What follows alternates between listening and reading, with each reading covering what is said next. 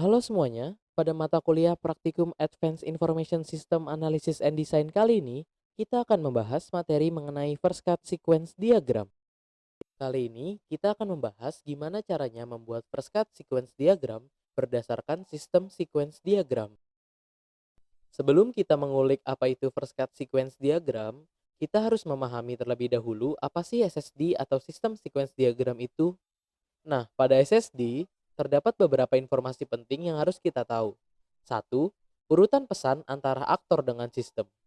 Dua, akan terjadi minimal satu pesan input atau lebih dari itu. Ketiga, pesan input mungkin saja memiliki parameter atau mungkin juga tidak. Empat, dan mungkin juga ada fragment atau frame yang terdiri dari frame loop, alternate, atau opsional. Oke, sekarang kita review lagi elemen-elemen dasar dalam sequence diagram. Sekarang kita akan membahas notasi pada sistem sequence diagram. Satu, ada aktor yang digambarkan berbentuk stickman yang berinteraksi dengan sistem. Dua, ada objek sistem itu sendiri yang digarisbawahi tentunya. Tiga, adanya lifeline pada objek, berguna untuk masa hidup atau daur hidup dari objek itu sendiri. Empat, adanya input message dan input parameter. Lima, adanya output message. Enam, adanya fragment loop, fragment alternate, dan fragment optional. Nah, dalam membuat first cut sequence diagram sebenarnya menggunakan elemen-elemen yang sama seperti membuat SSD. Perbedaannya terletak pada objek sistem diganti dengan objek internal dan input message-nya diarahkan ke masing-masing objek internal. Objek internal yang dimaksud didapatkan dari objek pada first cut class diagram. Berikut adalah contoh soal playzone. Sekarang, kita langsung saja belajar cara membuat first cut sequence diagram. Pada kali ini, kita akan membuat first cut sequence diagram dari use case create form mengisi saldo dari soal playzone. Nah, berikut adalah tampilan dari SSD create form mengisi saldo. SSD ini dibuat berdasarkan asumsi tampilan di bawahnya. Bisa kita lihat, yang pertama adalah asumsi tampilan sebelum terjadinya interaksi. Yang kedua adalah asumsi tampilan ketika field sudah terisi. Yang ketiga adalah asumsi tampilan ketika form sudah disimpan ke dalam sistem. Jadi, kita bisa lihat interaksi pertama yang terjadi adalah ketika petugas menggesek kartu bermain untuk mendapatkan ID kartu beserta saldo yang terdapat pada kartu. Setelah itu, interaksi kedua terjadi ketika petugas melakukan penyimpanan dengan menekan tombol save pengisian saldo untuk menyimpan data penambahan saldo ke dalam sistem. Maka, input dan output message yang terjadi dalam SSD sudah sesuai dengan interaksi yang terjadi antara aktor dengan sistem berdasarkan asumsi tampilan yang ada.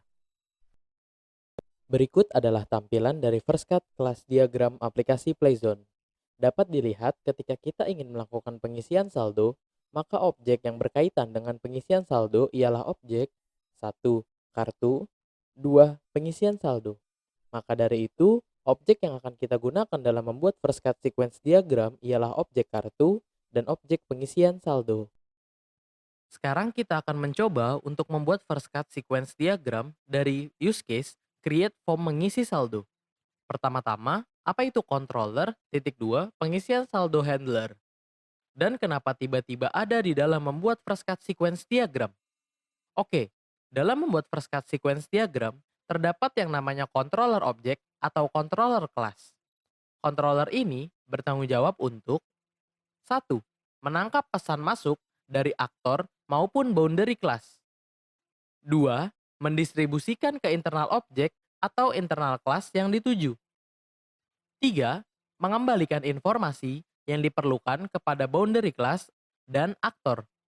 Jadi, controller titik 2 pengisian saldo handler adalah sebuah controller class yang penamaannya diambil dari kelas mana yang dituju oleh use case yang sedang kita ingin buatkan first cut sequence diagramnya. Karena sekarang kita membuat first cut sequence diagram dari use case create form mengisi saldo, maka kelas yang dituju ialah kelas pengisian saldo. Jadilah nama dari controller yang ada pada first cut sequence diagram adalah pengisian saldo handler. Lalu, apa maksud dari titik 2 kartu dan titik 2 pengisian saldo? Mereka berdua adalah objek atau kelas yang diambil dari first cut class diagram. Cara menentukan kelas atau objek yang akan digunakan pada first cut sequence diagram ialah: 1. Melihat input message yang ada pada sistem sequence diagram. 2. Melihat relasi navigation visibility yang ada pada first cut class diagram. Untuk lebih jelasnya, maka kita akan mulai ke contoh dan cara pembuatannya saja.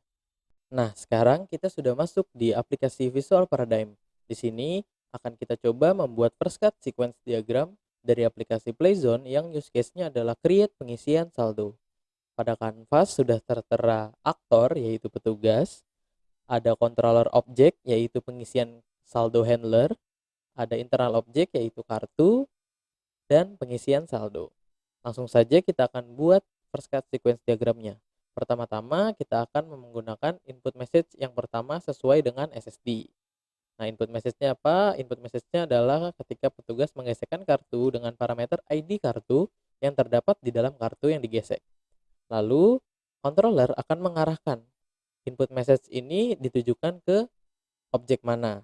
Oke, sebelum itu, karena ini adalah use case create pengisian saldo, maka di akhir nanti berarti kita bisa lihat bahwa akan adanya satu objek baru, yaitu objek pengisian saldo. Oke, berarti sampai detik ini objek pengisian saldo belum ada. Nah, maka dari itu sebelum kita memasukkan datanya ke dalam objek pengisian saldo, maka kita harus inisialisasi terlebih dahulu. Maka controller akan coba untuk menginisialisasi objek baru yaitu objek pengisian saldo. Nah, berarti dari sini akan kita buat objek baru, create pengisian saldo. Lalu, objek pengisian saldo akan mereply message yaitu objeknya sendiri yang telah dibuat, yaitu pengisian saldo. Oke, objek pengisian saldo telah dibuat. Mungkin teman-teman bertanya, kenapa create pengisian saldo dimulai dari controller, diarahkan ke objek kartu, baru dari objek kartu mengarahkannya ke objek pengisian saldo. Kalau teman-teman flashback dan lihat di first cut class diagram, di situ teman-teman bisa lihat kartu memiliki navigation visibility ke kelas pengisian saldo. Maka, kelas kartu yang dapat meng-create kelas pengisian saldo. Jadi kelas pengisian saldo tidak dapat terbuat tanpa adanya kelas kartu. Makanya arah panahnya dari objek kartu ke objek pengisian saldo. Oke, lanjut baru dari controller akan mengarahkan input message yang tadi diinput sama si petugas ke kelas kartu. Nah, di sini menggunakan bahasa sistem, berarti kita akan get data si kartu dengan parameternya ID kartu. Lalu kartu akan mengeluarkan data yang dibutuhkan oleh sistem, yaitu ID kartu beserta saldo kartu. Lalu dari controller akan mereply message kepada si aktor yaitu petugas. Nah, reply message-nya adalah semua reply message yang terjadi di sequence ini, yaitu di 1.2 dan 1.5. Berarti di sini bakal ada ID kartu, saldo kartu, dan pengisian saldo.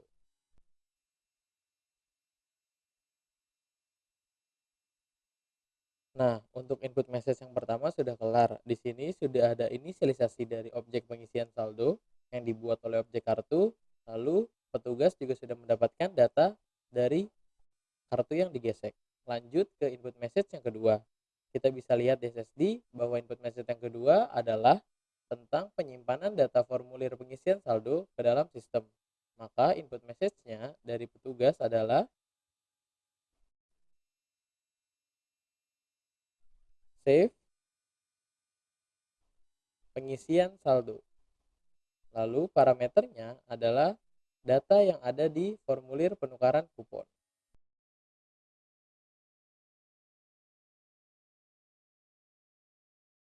Oke, setelah itu controller akan meneruskan input message yang ini diarahkan ke objek mana. Nah, controller akan meneruskan ke objek pengisian saldo karena memang diarahkan untuk disimpan ke dalam pengisian saldo.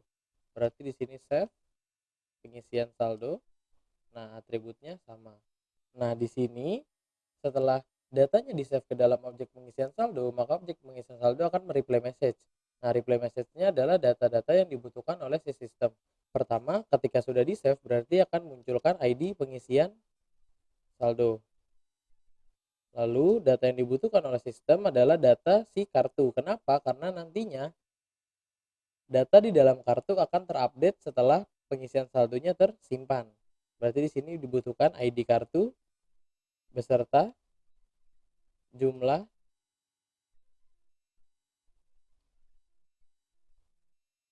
top up saldo. Lalu controller akan mengupdatekan data pada objek kartu. Nah, dari controller akan ada input message ke dalam objek kartu dengan parameter update saldo kartu. ID kartu beserta jumlah top up saldo yang di top up oleh si pelanggan. Lalu reply message dari input ini adalah ID kartu beserta saldo kartu yang dimiliki oleh kartu ini yang sudah diupdate datanya. Lanjut, baru controller akan mereplay message sesuai dengan replay message yang terjadi. Nah, di sini ada replay message dari 2.2 dan replay message dari 2.4.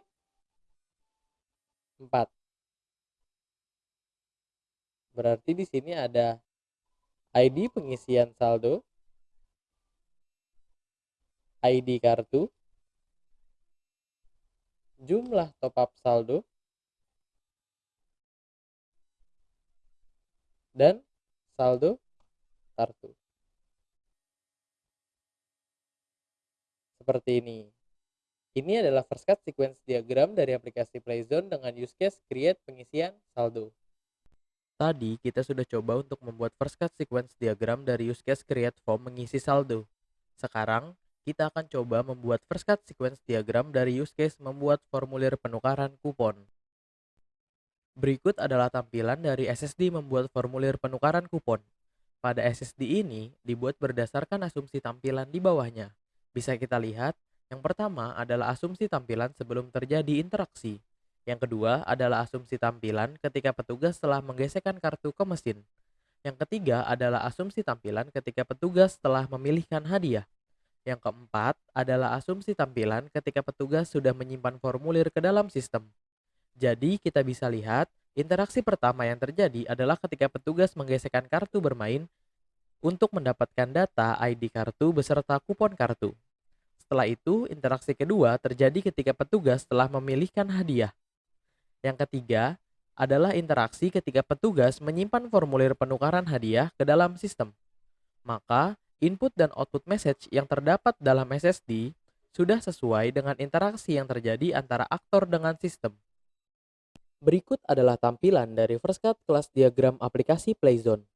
Dapat dilihat ketika kita ingin melakukan penukaran kupon, maka objek yang berkaitan dengan penukaran kupon ialah objek 1. Kartu, 2. Penukaran kupon, 3. Detail penukaran, 4. Hadiah. Maka keempat objek tersebutlah yang akan digunakan dalam pembuatan first cut sequence diagram. Langsung saja, saya akan mempraktikannya di dalam aplikasi Visual Paradigm. Nah, sekarang kita sudah masuk di aplikasi Visual Paradigm dan di sini kita akan coba membuat first cut sequence diagram dari aplikasi Playzone yang use case-nya adalah create penukaran kupon. Nah, di sini sudah ada aktor petugas dan controllernya penukaran kupon handler. Oke, kita langsung masuk saja ke input message yang pertama sesuai dengan SSD. Input message yang pertama adalah ketika petugas menggesekkan kartu untuk mendapatkan data kartu. Maka parameternya adalah ID kartu yang terdapat pada si kartu. Oke, ketika kita lihat di sini adalah ingin membuat first cut sequence diagram dari use case create penukaran kupon. Berarti nantinya akan ada objek baru pada penukaran kupon. Nah, di sini di detik ini objek dari penukaran kupon sendiri belum dibuat. Maka kita harus membuatnya terlebih dahulu objek penukaran kupon. Nah, buatnya gimana? Berarti kita harus create penukaran kupon. Nah, si controller akan membuat create penukaran kupon dari objek kartu. Lalu dari objek kartu, input message-nya create penukaran kupon. Lalu dari objek kartu akan meng-create penukaran kupon ke objek penukaran kupon. Create penukaran kupon. Oke, setelah itu maka objek penukaran kupon akan mereply message-nya ialah objek itu sendiri, yaitu penukaran kupon. Lalu kartu akan mereply message-nya si objek penukaran kupon juga.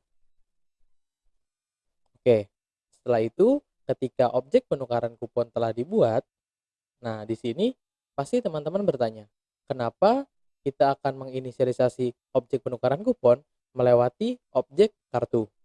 Dari controller create penukaran kupon ke kartu, baru dari kartu create penukaran kupon ke objek penukaran kupon. Karena ketika teman-teman lihat lagi di first class diagram, nah di situ teman-teman bisa lihat bahwa objek kartu memiliki navigation visibility terhadap objek penukaran kupon. Maka yang dapat membuat atau meng-create objek penukaran kupon ialah objek kartu. Seperti itu. Jadi, objek penukaran kupon tidak akan bisa dibuat atau diinisialisasi tanpa adanya objek dari si kartu, karena navigation visibility-nya dari objek kartu diarahkan ke penukaran kupon. Seperti itu. Oke, lanjut.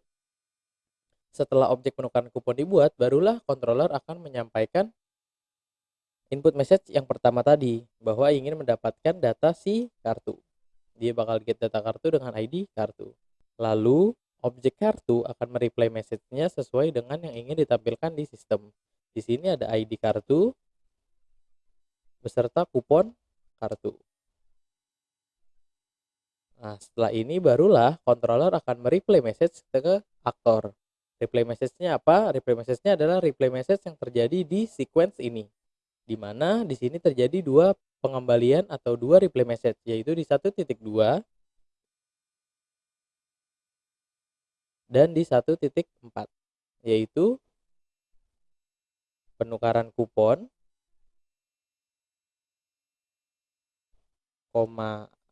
ID kartu, kupon kartu. Seperti ini. Nah, untuk input message yang pertama seharusnya sudah selesai.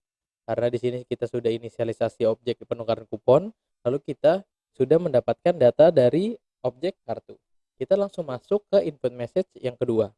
Nah, di input message yang kedua, teman-teman bisa lihat di SSD bahwa di SSD menunjukkan petugas dapat memilihkan hadiah yang diinginkan oleh pelanggan di sistem. Nah, di situ juga input message-nya dikurung dengan fragment loop. Maksudnya adalah petugas dapat memilihkan hadiah atau menginput data hadiah ke dalam sistem lebih dari satu kali. Seperti itu. Maka sekarang kita akan buat dulu input message-nya. Itu dia akan add penukaran kupon, ID hadiah, dan nama hadiah. Nah, di sini controller akan mengarahkan input message add penukaran kupon dengan parameter ID hadiah dan nama hadiah diarahkan ke objek mana. Nah, karena ini adalah tentang add penukaran kupon, maka dia diarahkanlah ke add penukaran kupon. Oke. Lalu teman-teman bisa lihat bahwa parameternya adalah ID hadiah dan nama hadiah. Nah, ID hadiah dan nama hadiah disimpan ke dalam kelas detail penukaran. Maka sampai detik ini pun kelas detail penukaran belum diinisialisasi atau dibuat. Nah, dibuatnya di mana? Di sini. Dari add penukaran kupon, dari objek penukaran kupon itu dia akan create detail penukaran dengan input message-nya adalah create detail ID hadiah dan nama hadiah. Di sini dia meng-create detail dari objek detail penukaran dan langsung dimasukkan datanya si ID hadiah dan nama hadiahnya. Nah, lanjut di sini untuk mengetahui ID hadiah dan nama hadiah mana yang dipilih oleh pelanggan, maka detail penukaran akan mencari datanya di objek hadiah. Maka di sini dia akan get data dari hadiah. Ini berarti get data hadiah dengan parameter ID hadiah. Oke. Nah, objek hadiah akan mereplay message sesuai yang dibutuhkan oleh sistem. Nah, di sini dia membutuhkan ya nama hadiah beserta kupon hadiah. Lalu objek detail penukaran mereplay message-nya sesuai dengan yang dia terima, yaitu nama hadiah beserta kupon hadiah. Nah, di objek penukaran kupon juga mereplay message-nya sama, yaitu nama hadiah dan kupon hadiah. Lalu controller juga akan mereplay message-nya ke aktor juga sama, nama hadiah dan kupon hadiah.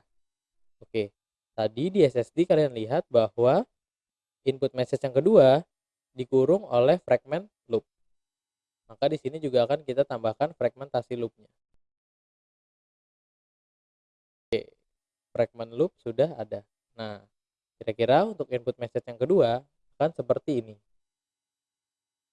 Lanjut ke input message yang ketiga atau interaksi yang ketiga terjadi ketika petugas melakukan penyimpanan ke dalam sistem. Penyimpanannya penyimpanan formulir penukaran kupon. Maka kita akan memasukkan input message-nya yaitu save penukaran kupon.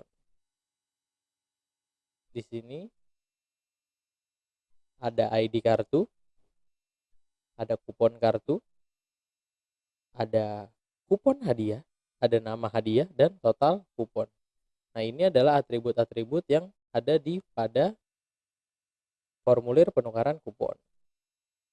Oke, karena ini save berarti controller akan mengarahkannya ke objek penukaran kupon untuk disimpan datanya. Save, lalu lanjut akan diarahkan ke detail untuk disimpan juga datanya.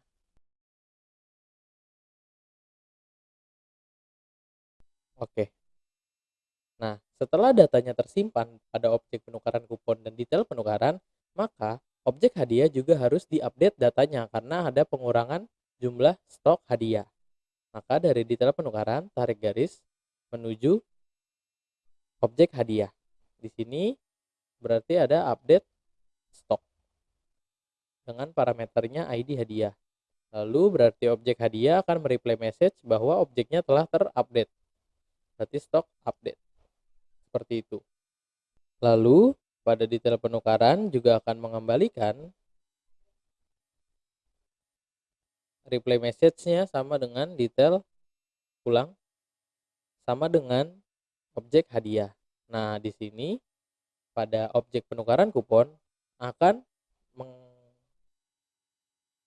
akan menampilkan ID penukaran kupon karena objek penukaran kuponnya telah dibuat, dan jangan lupa untuk menambahkan stok update. Oke. Nah, ketika ID penukaran kuponnya telah dibuat dan stoknya sudah diupdate, maka kita juga harus mengupdate kupon yang ada di kartu karena pelanggan telah menukarkan kuponnya dengan hadiah yang diinginkan. Berarti kita harus mengurangi data si kupon pada objek kartu. Berarti di sini kita akan update kupon dengan parameternya ID kartu beserta total kupon yang tadinya di input. Lalu barulah objek kartu akan mereplay message dengan atribut yang dibutuhkan oleh si sistem, yaitu ID kartu beserta kupon kartu yang sudah diupdate.